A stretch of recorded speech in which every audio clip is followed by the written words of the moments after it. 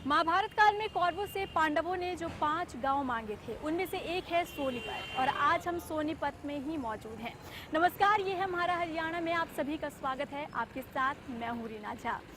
इस हफ्ते हम जानेंगे कि ऐतिहासिक धरोहर जो मौजूद है सोनीपत में, आखिर उन्हें बचाने के लिए सरकार की तरफ से क्या कदम उठाए जा रहे हैं और लोगों की लगातार ये मांग उठ रही है कि देश के पर्यटक स्थलों में से इसे भी उस लिस्ट में शामिल किया जाए। तो आखिर ये मांग क्यों उठ रही है, जानेंगे इसी कार्यक्रम के दौरान। तो चलिए सफर की शुरुआत कर लेते हैं।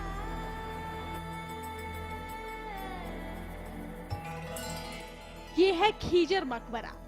सोनीपत के जटवाड़ा क्षेत्र में स्थित मकबरे का इतिहास करीब 600 साल पुराना है। इसे इब्राहिम लोदी के काल में बनाया गया था।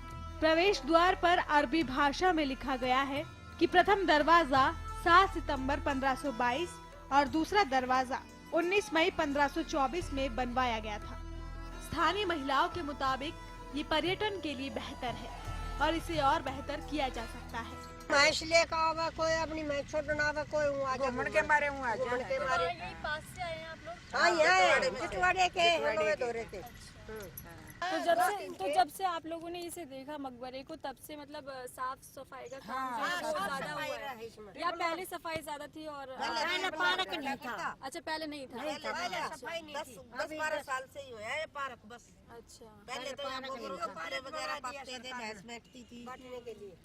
ये 10-12 साल से तो सब बड़े बुढ़े सब घूमन आवे, बच्चे भी यहाँ खेलने। ये पेड़े ला दिए, नोड़ा में है नहला में अरे वो तो बढ़िया करे, पार्क बना दिया। पार्क बढ़ा दिया। बच्चे खेल भी ले हैं, घूम भी ले हैं, बूढ़े भी आ जा तड़के 4 बजे आने लग जाए घूमने वाले। अच्छा, दौड़ लगा दूर ताई जाओ प्रेम की कॉलोनी की भी आडे की भी सारी घूमना वहाँ। यहाँ जाते रहो, वरना के साफ सफाई यहाँ सफाई ज्यादा है। यहाँ सफाई तड़के रोज सफाई कर रहे हैं, पत्ते होते सबके उठाते हैं। हाँ मशीन है, मशीन से घास काटने वाली काट रखेगा। नहीं, साफ सफाई तो मुझे भी नजर आ रही है। हाँ ना कति साफ सफाई रखे है। साफ सफाई करते हैं इस पार्क। हाँ यहाँ पर जिस तरीके से आप कह रही हैं कि साफ सफाई का काम हो रहा है, पार्क जो है वो बनाया हाँ, गया है। साफ सफाई हो अगर रहा है। इसी तरीके से और भी अगर सोनीपत में जगह जो है अगर उन्हें डेवलप कर दिया जाता है, उन्हें और अच्छा बना दिया जाता है, तो आप लोगों को क्या लगता है कि रोजगार की जो रास्ते हैं और भी ज्यादा किसी ने तो रोजगार मिलेगा उसमें, कोई तो लगेगा, जा कोई है। चीज बनेगी तो सबने धंधा मिलेगा, किसी ने तो मजदूरी ना मिलेगी। जिसका रोजगार मिले, फिर कहते नौकरी चाहिए और नौकरी ना चाहिए तो कोई ऐसा रोजगार दे जो अपना खुद का उद्योग धंधा खोल ले, या कोई सरकारी ऐसी छोटी मोटी नौकरी दे वो फांसी ले जिससे मरेंगे, बच्चे गोली का काम मरेंगे, जब सारे उनका काम रोजगार करें। ना रहेगा तो यहाँ घूमने आए स्थानीय लोगों के मुताबिक अगर और बेहतर संरक्षण मिल सके तो यहाँ पर्यटन को बढ़ावा मिलने के साथ साथ स्थानीय लोगों को रोजगार भी मिलेंगे। आप जिस स्थिति में इसे देख रहे हैं, ये ऐसी स्थिति इसलिए है क्योंकि सरकार ने इसकी तरफ ध्यान दिया है। अगर कुछ साल पीछे अगर हम जाएं तो कुछ ऐसी स्थिति नज़र नहीं आती थी, कुछ अलग ही कंडीशन में यहाँ की जो तस्वीर है वो नज़र आती थी। लेकिन यहाँ पर सरकार ने ध्यान दिया, इसकी साफ़ सफाई पर, इसके संरक्षण के लिए काम किया गया, कदम आगे बढ़ाया गया, इसीलिए आज यहाँ पर साफ़ सफाई जो है नज़र आती है। इस तरफ आप देख सकते हैं छोटे बच्चे भी आए हुए हैं, स्कूल के बच्चे हैं जो अपना फ्री टाइम यहाँ पर स्पेंड करते हैं। एक पिकनिक स्पॉट के तौर पर ये यहाँ पर पहुँचते हैं और कहीं ना कहीं कोशिश की जा रही है कि इसे एक पर्यटक स्थल बनाया जा सके। और जैसे कि महिलाओं से भी हमने बात की, महिलाओं ने भी साफ तौर पर कहा कि शाम के समय में वो जब फ्री रहती हैं तो अपने परिवार के साथ यहाँ पर पहुँचती हैं और अपना फ्री टाइम जो है यहाँ पर स्पेंड करती हैं। लोगों की भी मांग लंबे समय से यही चल रही है कि यहाँ पर ज़्यादा से ज़्यादा पर्यटक स्थल बनाए जाएँ और जो रोजगार है उसके लिए भी रास्ते जो है युवा के लिए वो खोले जाए। आप यहाँ पर किस लिए आए हैं? अपने दोस्तों के साथ फ्री टाइम स्पेंड करने के लिए? घूमने के लिए आए हैं। अच्छा, कैसा लगा यहाँ पर आके? बहुत अच्छा लगा। साफ सफाई है पूरी यहाँ पर? पूरी। आप बताइए।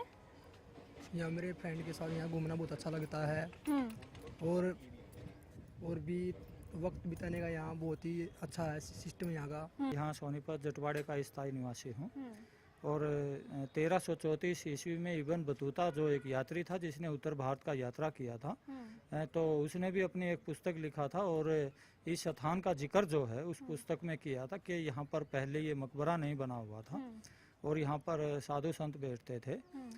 तो उसके बाद में फिर यहाँ पर ये मकबरा का निर्माण हुआ 1334 ईस्वी के आसपास का ये निर्माण शुरू हुआ था इसका। आप कई सालों से यहाँ पर रह रहे हैं, आपने ये देखा होगा कि पहले की जो स्थिति थी यहाँ इस मकबरे की वो कैसी थी और अभी फिलहाल कैसी है? ये मकबरा जो है भारतीय पुरातत्व विभाग ने अपने अधीन कर रखा है। देश की जो पुरानी इमारतों की देखभाल करते हैं, लेकिन उनकी घोर लापरवाही की वजह से ये मकबरा जो है जर्जर होकर ढहने के कगार पर था। हाँ।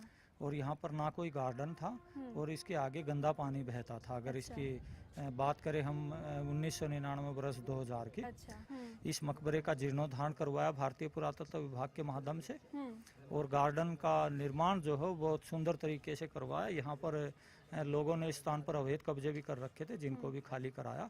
और अब इस स्थान पर देश ही नहीं विदेशों से भी पर्यटक जो है यहाँ घूमने के लिए आते हैं और सोनीपत की जानकारी जो है अपने साथ लेकर जाते हैं। अगर पर्यटक स्थल ये प्रॉपर बन जाता है तो क्या रोजगार के जो रास्ते हैं और खुलेंगे? अगर जो सोनीपत डिस्ट्रिक्ट को पर्यटक स्थल का दर्जा मिलता तो 8 ऐतिहासिक बहुत महत्वपूर्ण स्थान है इस डिस्ट्रिक्ट में। अगर इसको पर्यटक स्थल का सरकारी तौर पर दर्जा मिल जाता है तो बहुत सारे रोजगार के अवसर जो है यहाँ पर लोगों को मिलेंगे। कोई होटल चलाएगा, कोई टैक्सी पर जाएगा, किसी गाइड को मिलेगा और बहुत सारे रोजगार के अवसर जो है यहाँ पर प्राप्त हो सकते हैं। महाभारत कालीन नगरी सोनीपत है ये जी।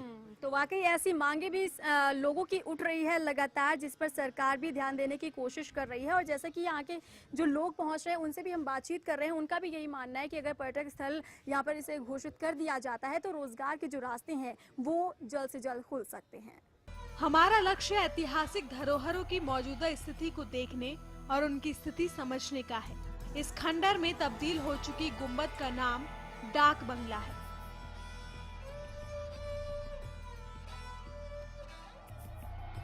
डाक बंगले के दूसरी तरफ अगर देखा जाए तो यहाँ एक काली माँ का मंदिर जो है वो बनाया गया है और इन दोनों के बीच में यहाँ पर एक पांडवों द्वारा कुआं भी बनाया गया है। साथ ही साथ यहाँ की जो स्थिति है आप देख सकते हैं किस तरीके से स्थिति बदहाल नजर आ रही है। और ये भी माना जाता है कि जो पूरा एरिया है वो लगभग 10 बीघे में पूरा ये एरिया कवर होता था, लेकिन धीरे धीरे किस तरीके से लोगों ने कब्जा करना शुरू कर दिया और कितनी छोटी सी जगह में अब ये सीमित हो चुका है। इसे देखते हुए यही माना जाए कि इसे भी बचाने की कोशिश सरकार को करनी चाहिए और ये कोशिश धीरे नहीं, ये इस कोशिश को और भी ज़्यादा तेज़ गति से आगे बढ़ाना चाहिए ताकि दूर दराज से लोग यहाँ पर आ सके और यहाँ का लुत्फ उठा सके। महाभारत काल में 4 कुओं का निर्माण किया गया था, जिसमें से 3 नष्ट हो चुके हैं और आखिरी कुआं ही धरोहर के तौर पर यहाँ मौजूद है। इस कुएं का निर्माण महाभारत युद्ध के दौरान सैनिकों और पशुओं को पानी पिलाने के लिए करवाया गया था। यही रास्ता दिल्ली से लाहौर तक जाता है। इसी रास्ते में कुरुक्षेत्र भी आता है और माना जाता है कि यही महाभारत का युद्ध हुआ था। तो ये वही कुआं है जहां पांडवों ने महाभारत काल में इस कुएं को बनाया था ताकि जो सेना है उनके पानी पीने की व्यवस्था की जा सके, जो घोड़े हैं उनके पानी पीने की व्यवस्था की जा सके। लेकिन अब ये किस बदहाल स्थिति में है वो आप देख सकते हैं। इसमें एक बूंद भी पानी जो है वो नज़र नहीं आ रहा है, इसमें कूड़े का ढेर नज़र आ रहा है। तो कहीं ना कहीं साफ तौर पर ये कहा जा सकता है कि एक ऐतिहासिक धरोहर तो है, लेकिन इसे बचाने के लिए जो कदम उठाने चाहिए सही तरीके से वो कदम आगे नहीं बढ़ाए जा रहे हैं। और जैसे कि स्थिति हमने आपको दिखाई वहाँ पर कि किस तरीके से मिट्टी का ढेर वहाँ पर है, वहाँ पर भी काम करने की कोशिश की जा रही है, लेकिन गति नहीं मिल रही है। विकास कार्य जो है वो तेज़ी से होता हुआ नज़र नहीं आ रहा है। मंदिर की तरफ बढ़ेंगे और पंडित जी से बात करेंगे, उनसे जानेंगे इस जगह के इतिहास के बारे में और ये भी जानेंगे कि वो इस जगह के भविष्य को किस तरीके से देखते हैं। इसके पास में ही काली का मंदिर है। मंदिर के महंत के मुताबिक पांडवों ने युद्ध में जाने से पहले यही काली माँ की पूजा की थी। 500 वर्ष पहले एक छोटी सी मंडी में चंडी माँ महाकाली की पूजा अर्चना होती थी। ऐसा इतिहासकारों का मानना है कि जब पांडव महाभारत युद्ध के लिए इस रास्ते से कुरुक्षेत्र गए तब पांडवों ने चौराहे के पास वाले कुएं के जल से स्नान कर माँ चंडी की पूजा अर्चना कर माँ का आशीर्वाद प्राप्त किया, जिसे पांडव वाला कुआं भी कहा गया है। ये कुआं अब बंद हो चुका है। उसी समय से इस देवी को ग्राम देवी भी कहते हैं और कुछ व्यक्ति इसे अपनी कुल देवी भी मानते हैं। तो ये यहाँ का इतिहास है और इस मंदिर के पुजारी से हम जानते हैं कि यहाँ की और क्या कुछ बातें हैं, क्या कुछ इतिहास यहाँ का रहा है। पंडित जी हमारे साथ मौजूद है जी, आपसे जानना चाहूँगी इस मंदिर का इतिहास क्या रहा है? महाकाली मंदिर का इतिहास है कि माता रानी का यह भवन 5,500 साल पुराना है। यहाँ महामाई की एक छोटे रूप में बड़ी रूप में दर्शन हुआ करते थे। सभी सोनीपत के नगर निवासी दूर दूर से माता रानी के यहाँ मत्था टेकने आते थे। यह भवन 5.5 साल पुराना है। सासूसी रोड है ये, इस रोड पर बड़ी मान्यता है। यहाँ पर कम से कम गुहाना, नरेला इत्यादि बहुत दूर दूर के गांवों से लोग आते हैं। जैसा कि आपने बताया कि ये पांडवकालीन मंदिर है और दूर दूर से लोग यहाँ पर दर्शन के लिए आते हैं, लेकिन इससे थोड़ा सा हटकर हमने देखा कि वहाँ पर एक पांडवों द्वारा कुआं भी बनाया गया है और यहाँ पर एक बोर्ड लगा हुआ है, इस पर भी लिखा है कि कुएं को बंद कर दिया गया है। इसके पीछे की क्या कुछ वजह मानी जा रही है? ये पांडवों का कुआं जो है वो थोड़ा आगे चल करके वहाँ पर पांडव कुआं है, उसको कुएं को बंद कर दिया गया। उस कुएं के बंद का जानकारी आपको यहाँ के वृद्ध आदमी देंगे। इस बारे में हम आपको बताएंगे कि यहाँ पर पांडवों का कुआं और पांडवों की महाकाली पांडवकालीन पूजा की जाती है। श्री चंडी महाकाली इसका नाम पड़ा हुआ है, जो कि आपकी सभी जगह पर प्रसिद्ध नाम है। हमने आपको 2 तस्वीरें दिखाई, जिसे संरक्षण मिल जाता है उस जगह पर्यटन और रोजगार बढ़ रहे हैं, वहीं जिसकी अनदेखी की जाती है वो जगह खंडर में तब्दील हो जाती है। ब्रेक के बाद भी हमारा हरियाणा का सफर लंबा है पर जारी है।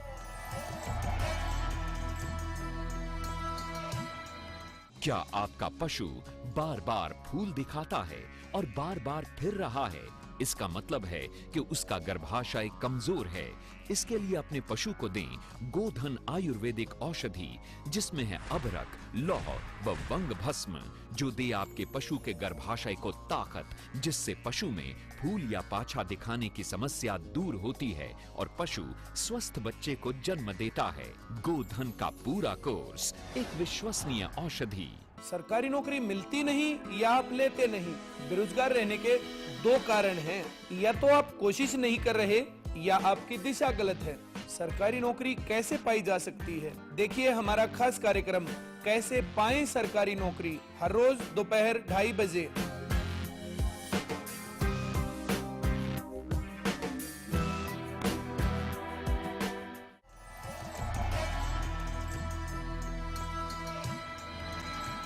चलते चलते हम पहुंचे खेड़ी गुजर गांव। इस गांव का इतिहास भी काफी पुराना है। आज से करीब 3000 साल पहले ये जगह स्वर्ण युग के रूप में जानी जाती थी। इस जगह कभी भारत में चकवा बैन चक्रवर्ती सम्राट का शासन था। राजा चकवा बैन के राजा हुआ करते, तो यहाँ पर हर ये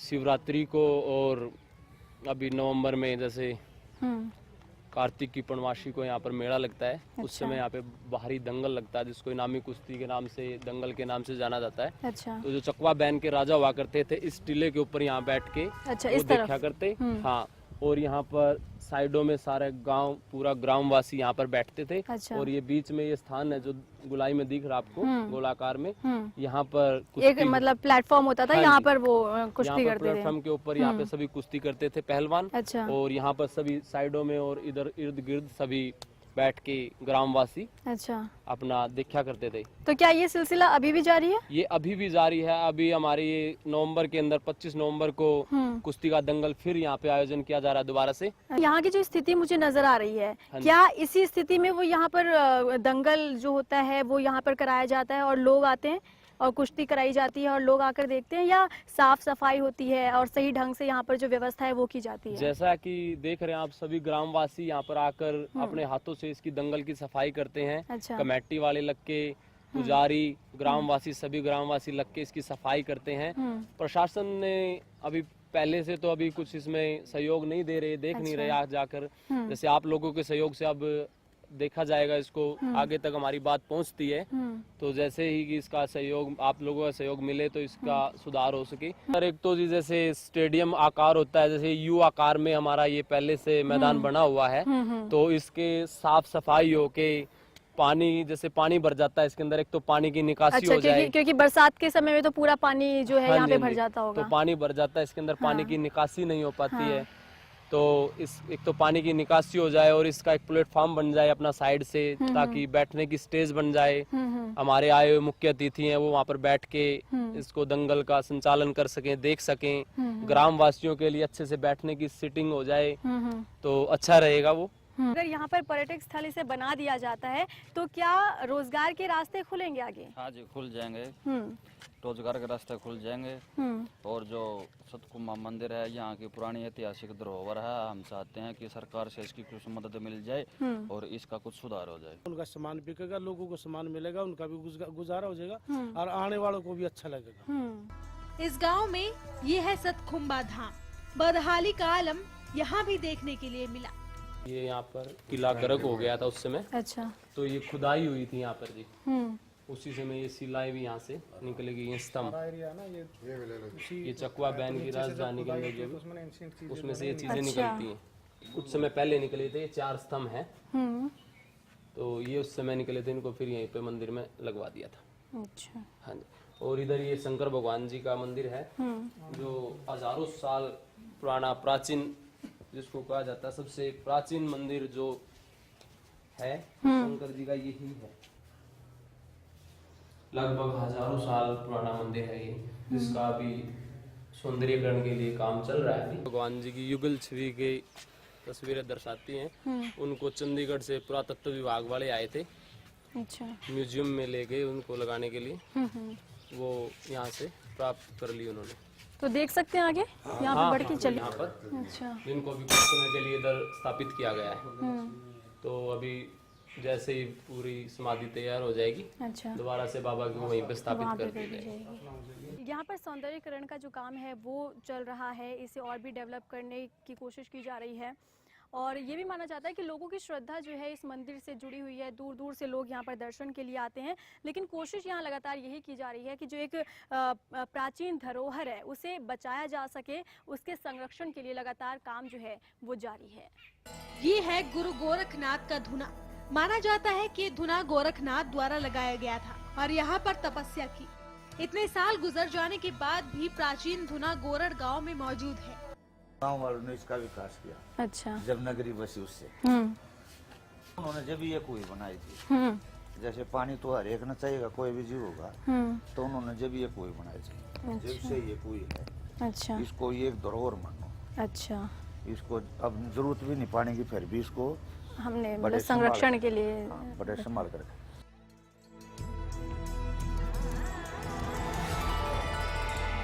इस प्राचीन स्थान पर साल में एक बार फागुन की 9वीं पर मेला और दंगल का आयोजन किया जाता है।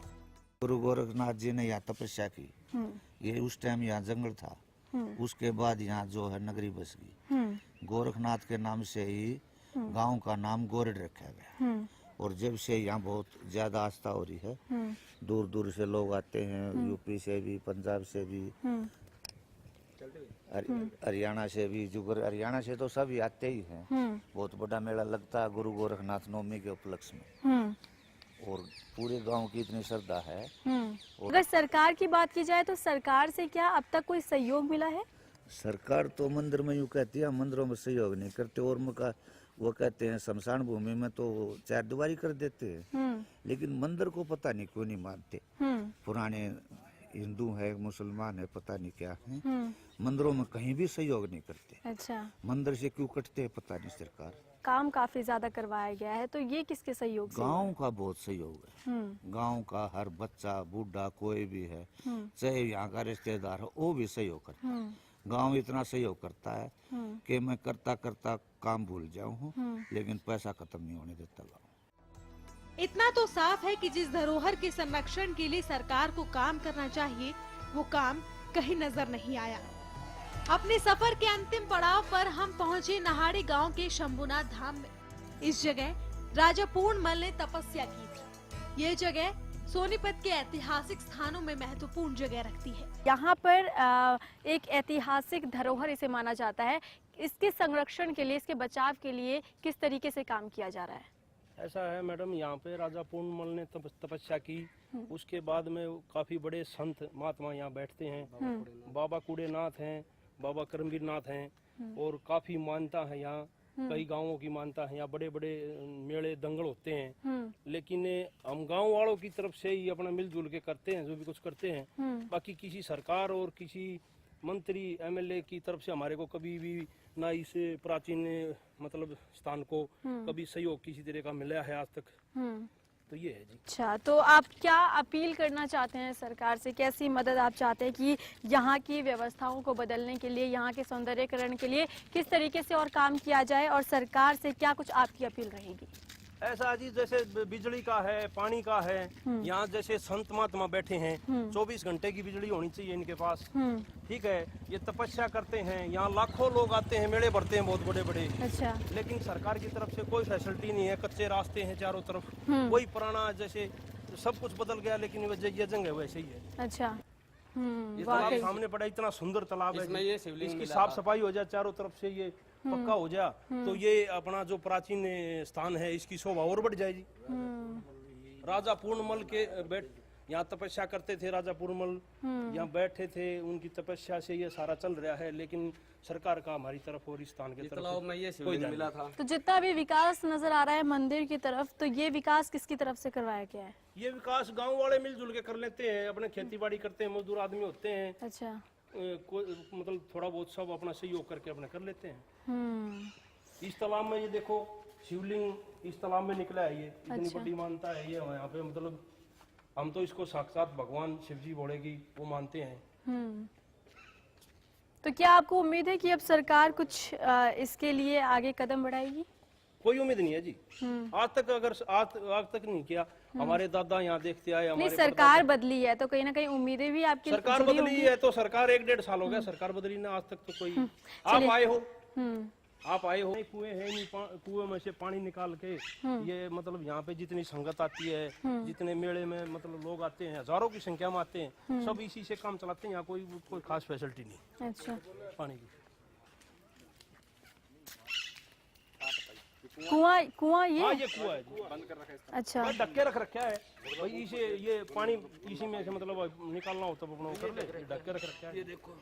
अच्छा।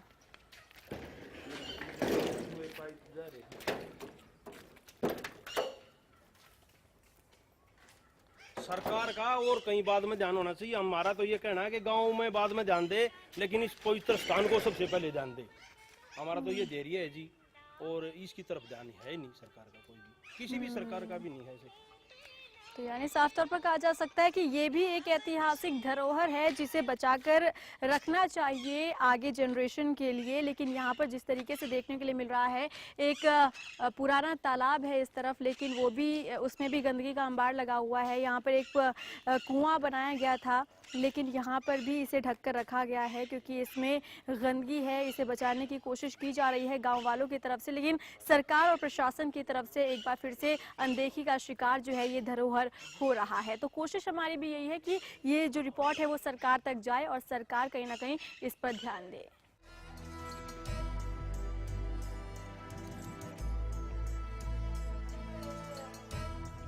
इन धरोहरों को बचाने के लिए एक संस्था सोनीपत में 1 दशक से भी ज्यादा समय से काम कर रही है, जिसके सदस्य ने हमें बताया कि धरोहर के संरक्षण और पर्यटन की दृष्टि से कितना काम होना बाकी है।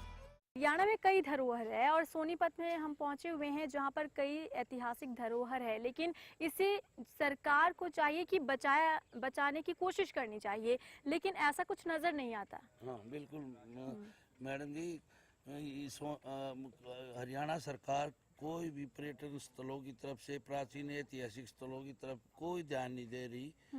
जितने भी गांव ये कर रहे हैं, सभी गांव वाले मिलजुल के हर गांव में जितने भी ये प्राचीन स्थान है, हर ग्रामीण एक ईंट एक रोड अपने घर से ला के यहाँ पर लगा रहा है। सरकार की तरफ से कोई ध्यान नहीं है इन स्थानों। तो क्या वजह मानते हैं आप कि आखिर सरकार इन धरोहर की तरफ ध्यान क्यों नहीं देती है? क्योंकि ये बहुत ज़रूरी है सरकार के लिए भी, प्रदेश के लिए भी और आने वाली जनरेशन के लिए भी। सरकार तो बस नाम की हो रही है, काम यहाँ जहाँ स्थानों पर लगाने के हैं वहाँ लगा ही नहीं रही। इतनी प्राचीन जगह हैं, सारी प्राचीन जगह में इतिहास है हमारा। ये राजा पूर्णमल का इतिहास हमारे सोनीपत जिले में है, गुरु गोरखनाथ का हमारे जिले सोनीपत में है, और अनेक प्रकार की ऐतिहासिक स्वर्णपत नगरी है। सोनीपत कहलाया, ये सोने की नगरी थी, राजा चकवाबेन की नगरी थी यहाँ पर। लेकिन ये सरकार की तरफ से इन कोई सी भी चीज़ों पे, किसी भी चीज़ पर ध्यान नहीं दिया जा रहा है यहाँ पर। तो जहाँ पर हमने कहीं पर देखा कि विकास कार्य जो है वो चल रहा है, कहीं पर गांव के लोग काम कर रहे हैं, तो कहीं पर एक संस्था है वो काम कर रही है, आप उसके लिए क्या कहेंगे? हाँ, मैं society for the development and beautification of the Sonipat town नामक इस संस्था का संयुक्त सचिव हूँ। और सन 2000 में हमारी संस्था बनी थी। IAS हैं इसमें सोनीपत के, उन्हीं के नेतृत्व में बनी थी और उन्हीं के ही मार्गदर्शनों में ही इन जिलों के स्थानों को बढ़ने फूलने का थोड़ा बहुत मौका मिल रहा है। संस्था ने चिट्ठी लिखी आर्कियोलॉजिस्ट विभाग दिल्ली और हरियाणा टूरिज्म को, और हरियाणा टूरिज्म से इन्हीं स्थानों का सर्वे हुआ है, जो उसकी उसी का प्रपोजल हमने भेज दिया है दिल्ली टूरिज्म को, इन स्थानों का देख रेख स्थान कुछ किया जाए। इन धरोहरों को बचाने की कोशिश क्यों प्रशासन की ओर से नहीं की जा रही और क्या कुछ इसके पीछे समस्याएं हैं, इन सवालों के जवाब मिले सिटी मजिस्ट्रेट से। सोनीपत को आप किस तरीके से देखते हैं, सोनीपत जिले को आप किस तरीके से देखते हैं? जी देखिए, सोनीपत एक बहुत पौराणिक शहर है जिसका महाभारत में भी जिक्र है, और आज के समय में क्योंकि ये NCR रीजन का पार्ट है तो यहाँ पर आगे डेवलपमेंट का बहुत स्कोप है। लेकिन हमारे यहाँ पर एक जो बहुत की फैक्टर है दैट इज़ टूरिज्म, जो अभी तक यहाँ पर प्रमोट करने के लिए जो यहाँ का सोसाइटी है that is striving really hard. तो उस चीज़ को बढ़ावा देने के लिए भी हमारे यहाँ एक सोसाइटी है, society for development and beautification of town of Sonipat. तो यहाँ पर जितने शहर के गणमान्य व्यक्ति हैं उनके साथ, और इसमें प्रशासनिक अधिकारी भी हैं जो आपस में मिलकर जो हमारे यहाँ पर पौराणिक स्थल हैं उनको और बेहतर बनाने के लिए काम कर रहे हैं। अच्छा, अगर पर्यटक स्थल वहाँ पर अगर सोनीपत में ज़्यादा बनते हैं तो इससे क्या कुछ संभावनाएं आपको नजर आती हैं? मैं इससे पहले आपका जो पहले वाला क्वेश्चन था उसमें 1-2 पॉइंट्स और ऐड करना चाहूँगा। फिलहाल में हमारे पास 2-3 स्थल ऐसे हैं जिनके ऊपर हम काम कर रहे हैं। We have around 8 historical spots in Sonipat जिसके ऊपर ये सोसाइटी काम कर रही है। हाल ही में एक बड़खालसा में मेमोरियल है जिसके लिए सरकार से ग्रांट अप्रूव हुआ था, और उस ग्रांट को यूज़ कर वहाँ पर अलग अलग डेवलपमेंट वर्क्स को कैरी आउट किया गया है। इसके अलावा अभी जो हम 2 साइट्स पर काम कर रहे हैं वो एक है कोट मोहल्ला, जो एक पुराना थाना होता था, और उसको डेवलप करने के लिए हम लोगों ने अभी पीछे उसका 4 दीवारी किया है, और आगे हम उस बिल्डिंग को रिस्टोर करने का काम कर रहे हैं। पर्यटक स्थल सोनीपत में ज़्यादा बनते हैं तो इससे संभावनाएं आपको क्या नजर आती हैं? क्योंकि देखिए, किसी भी जगह का डेवलपमेंट के लिए tourism is one of the most important aspects and perspectives जिसका होना बहुत ज़रूरी है, क्योंकि उससे यहाँ पर लोगों को यहाँ पर पैसे का भी इनफ्लो होगा, और ये पूरे क्षेत्र की ओवरऑल डेवलपमेंट के लिए बहुत अहमियत रखती है टूरिज्म की डेवलपमेंट। तो क्योंकि कोई भी चीज़ को हम आइसोलेट करके नहीं देख सकते हैं, तो इसीलिए एट प्रेजेंट जो हमारा आज का आपसे बात करने का मेन एजेंडा है वो यही है कि हाँ, tourism as a separate entity seen in the holistic view we are promoting it. भले ही प्रशासन काम किए जाने का दावा कर रहा हो, पर अभी कई और संभावनाएं बाकी है। लोगों की शिकायतें रही हैं कि जो काम प्रशासन को करना चाहिए वो काम यहाँ के स्थानीय लोग करते हैं। सोनीपत में कई धरोहरें हैं जिसको बचाने की कोशिश आज से किए जाने की जरूरत है, जिसे हम अपने आने वाले कल के लिए इसे संरक्षित कर सके। पौराणिक, ऐतिहासिक और धार्मिक धरोहरों को बचाए रखने से जहां पर्यटन को बढ़ावा मिलेगा, वहीं प्रदेश में रोजगार के लिए नए दरवाजे भी खुल सकेंगे।